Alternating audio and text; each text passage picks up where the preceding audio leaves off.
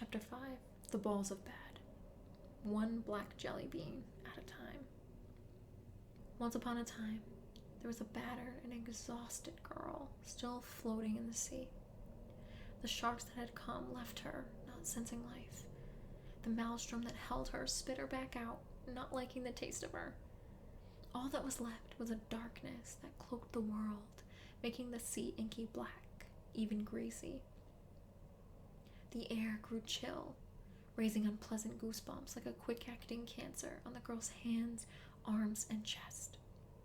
Her body was racked with shakes and tremors. Her breath flew out between clenched teeth in long streams of ghostly smoke.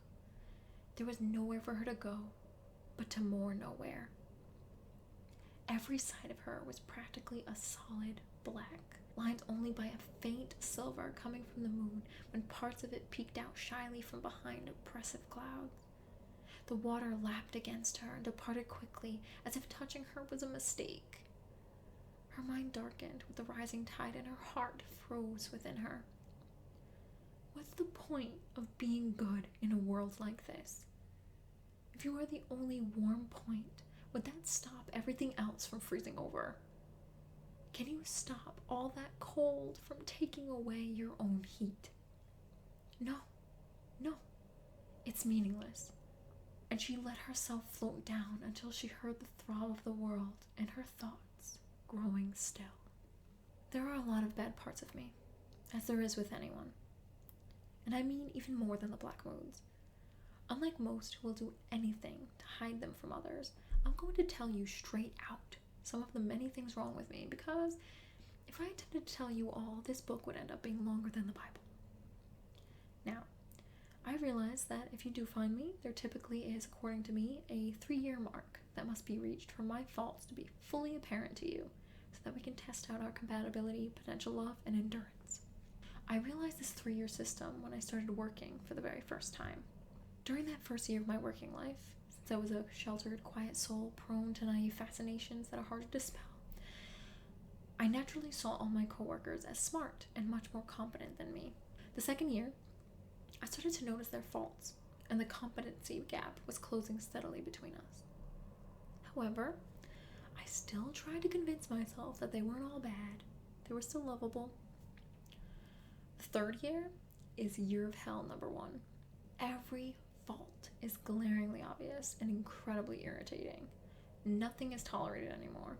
Everyone is stupid, selfish, and useless. I've caught up to or even surpassed those who had worked there for many years and who never strived to be better and consequently never improved. If you can survive the year of hell number 1, there might be hope. It's like when a child grows up, the blindfold falls off, and his superhuman parents now seem plain, boring, and full of faults and human foibles. Once the faults are seen, you can't ignore them anymore. They are yours for life. It happens, and once reality, as disgusting as it is, hits, you can more clearly determine whether a situation is worth saving or not. This is very similar to how a relationship works. There's a honeymoon stage, and then everything starts going to shit. It's whether you can see any good or point to anything afterward that can help determine if you two are meant to be or not. So, if you'd rather not see if you were compatible with me through this, come find me and see what you think. Unless, of course, you're married and have 10 kids now and don't even remember me anymore, then never mind. I'd still rather see you, though, with your 10 kids in tow, so that I can try to move on somehow. I have no intention of ruining your life or of entering it against your will. I want no trouble. I just want to see if this is real, if we can work well and play well together. Maybe good things can come from the shit. But if you do return, I don't want you to be deluded. I feel like the honeymoon stage can be shortened if I just straight up tell you some crazy facts about me. Maybe it'll backfire, and we will never establish enough of a loving relationship for you to even want to get to know me better after you see some of my ugly. But I don't want to lie to you, so I won't. If you want, you can close your eyes and let someone read this aloud to you. Just make sure that the 10 kids aren't within earshot. Deep breath. Here goes. Anxiety, superstition, overwhelm, and misanthropy.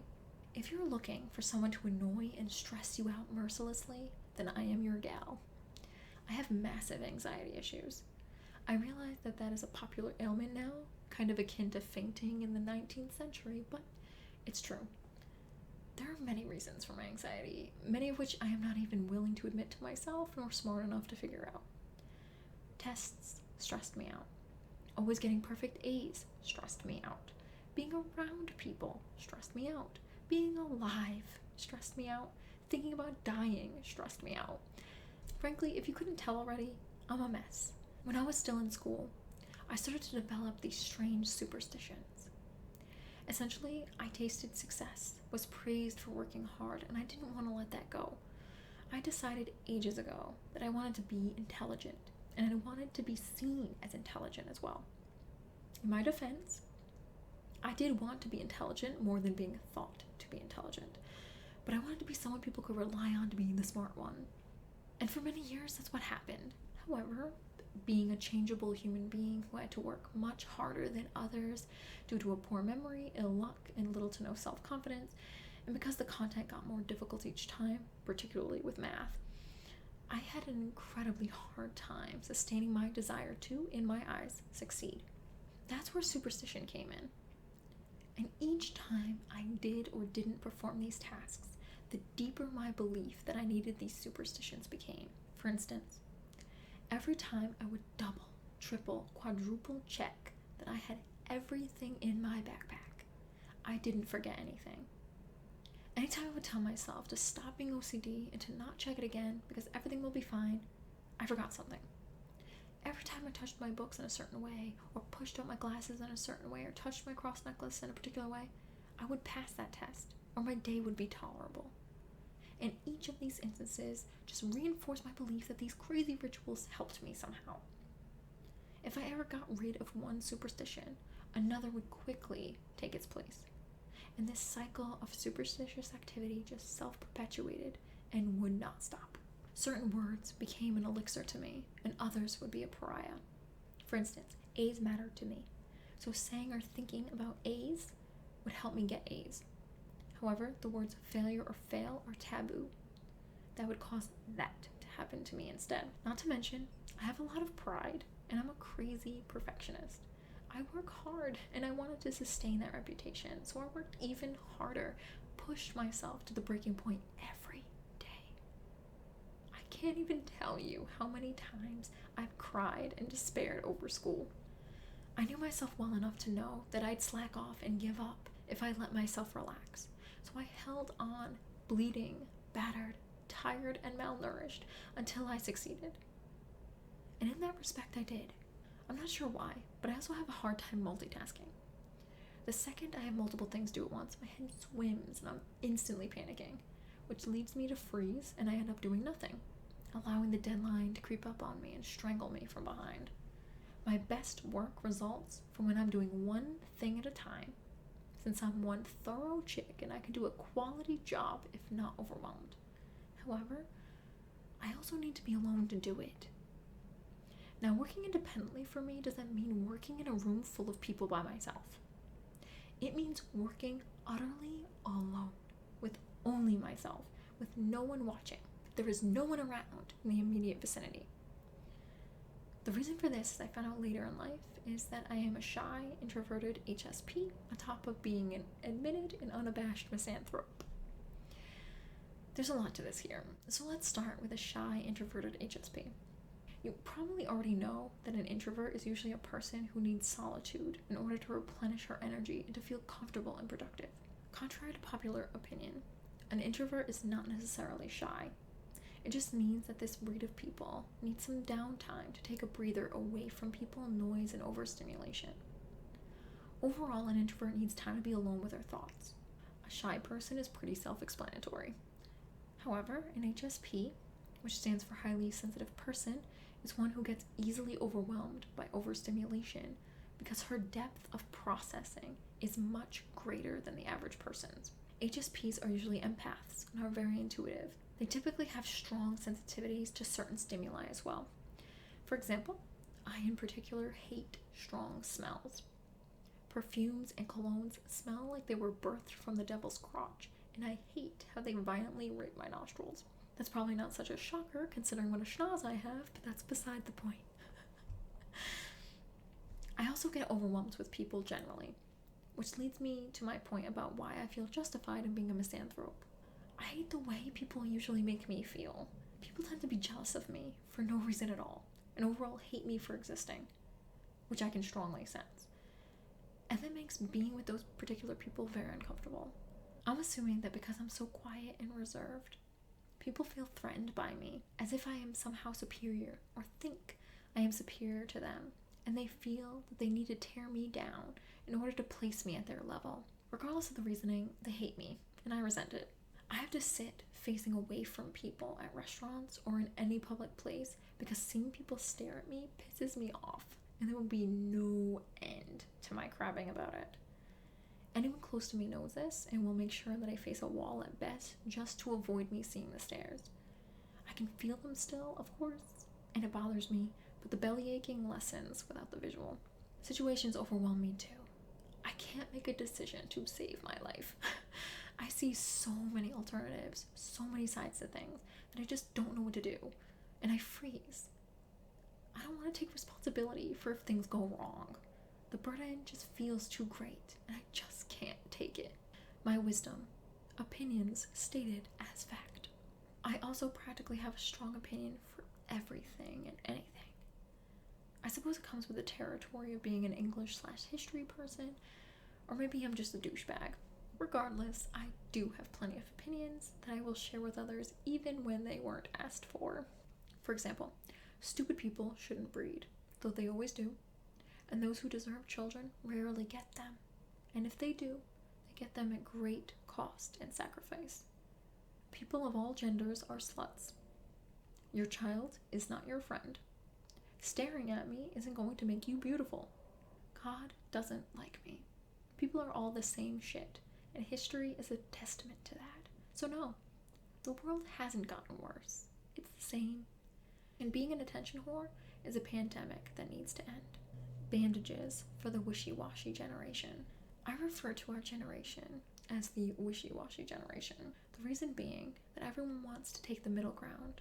It's always a little bit of this or a little bit of that. Nothing is black and white, even when it should be. And no one wants to offend anyone, at least in theory. And they're all ridiculously easy to offend, even when no offense was intended. Racked with the demon called doubt, this generation tiptoes around, acting like they don't want to cause a ripple in the water, but they secretly want to create a tsunami, just so they can ride high on the wave. But who has time for that? Not the wishy-washy generation. There isn't time for mistakes, exploration, growth, or heaven forbid, fun. There's too much work to be done, too many responsibilities to shoulder. The solution? Procrastinate, so that the members of the wishy-washy generation never have to live at all. At least they won't get hurt trying, and they will have earned the privilege to spend their time worrying over a future they will never get to experience. And yet somehow, they are the most hard-working, beautiful people I've ever had the privilege to know. Fair warning, I am a member of the wishy-washy generation. I'm so easily offended that the slightest wound or bruise could kill me. I'm like an emotional hemophiliac. One small cut could be my last. Purpose flops. I don't regret finishing college. That was just a task, a goal already accomplished, another check on my list. But my goals now seem too large and vague to come true. I don't know the steps that I need to take, and I fear the challenge, the uncertainty, and the work needed to accomplish them, as I'm just straight up tired now. I don't know how to safely regain a sense of control, and I'm afraid. Just plain afraid. In other words, I have no clue what I am good at and what I want to do with my life. I know that I want meaning, substance, something important. But saving starving children in Africa just doesn't cut it for me. I have ideas of what I could be, but they span so many different industries, and some of them, probably the ones most worth pursuing, involve a lot of risk that I have trouble being comfortable with. Honestly, I'm incredibly scared and confused, loyal to a fault. I want to communicate to you with the written word the things that I can't get myself to say aloud, even if it means that what I say can be used against me. Like this truth. I am loyal to a fault. Considering how many loose women and men there are in this world who are both willing and do doesn't, it's not such a bad thing. However, with me, it can be. As with most things, I can be both naive and extreme with it. So bear that in mind. It can be an issue because if I am loyal to you, I see you with rose-colored glasses. In essence, to me, you can have no faults, and I can get unreasonable with them when they do peek through. I do mentally know that everyone has faults. However, maybe it's due to the perfectionism in me, but I find faults hard to accept in myself, never mind in others. Mental suicide and my physical abnormalities. At various points in my life, I've wanted to kill myself. I started off thinking of the typical ways to get it done, like hanging, but I'm a naturally selfish coward. I fear pain and the unknown so much that even watching a scary movie can frighten the shit out of me enough to tolerate life again. But when the lights come back on, the aching emptiness always eats at me again. Then I tried thinking of less painful ways to die, though I'm sure death harms everyone, as there's no way that not breathing anymore can possibly feel good. Regardless, I think of things like sitting in a running car that's in a closed garage and hoping for the best. But as I got older, I got a little craftier with the possibilities. More me. The mind is a powerful tool. I felt that I could use my mind to kill my body without ever physically touching myself. And why not use the anxiety that I naturally feel anyway? Plus, I had a sick pleasure in researching this possibility for myself. I decided that I would use my mind to forcefully will myself to die. However, as I started developing physical symptoms and started feeling closer to having an intimate night with the Grim Reaper, I would become afraid, and I would try to call off all the bad again, praying to a god I may or may not believe in, using whatever will I still had left to stay alive. It's exhausting doing this with my changing thoughts and feelings, but I do it because it's something to do, and I hope it'll lead me somewhere other than here. Now, I feel it only fair to warn you some of what I look like naked. My anxiety and my mental attacks started manifesting themselves physically. So I have really blotchy red bumps that show up on my neck, breasts, and stomach when I am remotely panicky, and they can get pretty itchy, though I'm generally good at not scratching them. I've been told that they can go away if I relax, but as anyone with extreme anxiety can tell you, that's much easier said than done. But the bumps aren't contagious, and I'm not diseased, no matter how much I may look like it. Sometimes I breathe very irregularly as well, since I've been getting more extreme panic attacks as I get older. I guess my body's sick of sticking up for me. The poor thing can only handle so much. I scratch my head when I'm anxious too. And no, I don't have lice. I just feel the need to scratch my head when I can't handle things. I'm sure my scalp looks gorgeous close up. However, don't get the wrong idea. My nudity isn't all bad. But maybe someday you'll get to draw your own conclusions. The antonym of courage. Self-preservation is one of my specialties, as is mortification of my mind, soul, and flesh. I welcome death like a lover. When he comes close enough to touch me, I run away from him in shame and fear. I'm a woman of many contradictions and fooleries. I despise the weakness, but I move it forward in an attempt to off myself so that all of this will finally, in theory, come to a blessed end. Naturally, though, like any human, I love myself too much. It's not to say that I am vain, merely that I worry over pain, fear, loneliness, and my own human failings. I am so fragile, so easily broken. Reality and I aren't friends, just like no one's my friend, not even me. I run away from problems. I just don't feel strong enough or confident enough to face them, so I ignore them and make them worse. I am a coward, and I am ashamed. But my cowardly ways have a perverted side. You may or may not have heard of self-flagellation. This for me isn't a practice, but an impulse that my weakened mind and spirit feel little fight left to control. I self-flagellate mostly with my hands, thrashing them down onto my legs, slamming them into the side of my head, punching windows, and banging my chest with my fists.